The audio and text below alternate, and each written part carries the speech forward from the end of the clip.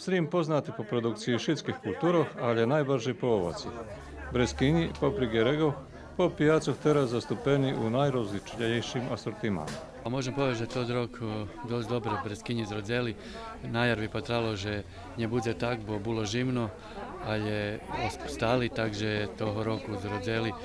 Co sa dotýka tých perších fajtov, ktorí boli, tak co majská vatra, ona tiež dobre zrodzela, predalo sa ju dosť dobre na pijacu, takže teraz oberáme to tú Kaldeziju i Royal. Oni uglavnom išli na veľkoše, ich oberalo, a teraz to ostalo to tí drobnejší, to predávaše na pijacu.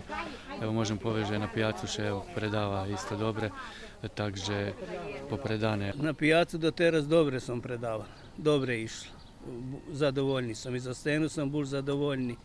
Teraz to ti par dní, jak to ta korona, jak zabranje da se uhodzi Horvatom, slabše ide. Bo oni nam dobri kupci, oni to u njih dragše veljo, tu im veljo tunše, oni tu beru na veljke, beru na gajbi.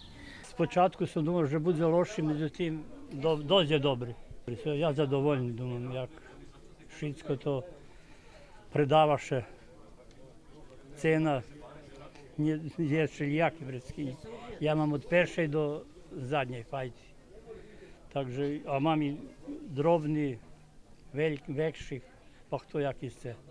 Naše sobešedníky majú väčšie povrchnosti po toto ovocu. Najlepšie prikladníky už pooberaní i predatí za vývoz do Rusiji, ta iz toho boku bude dobrého zarobku.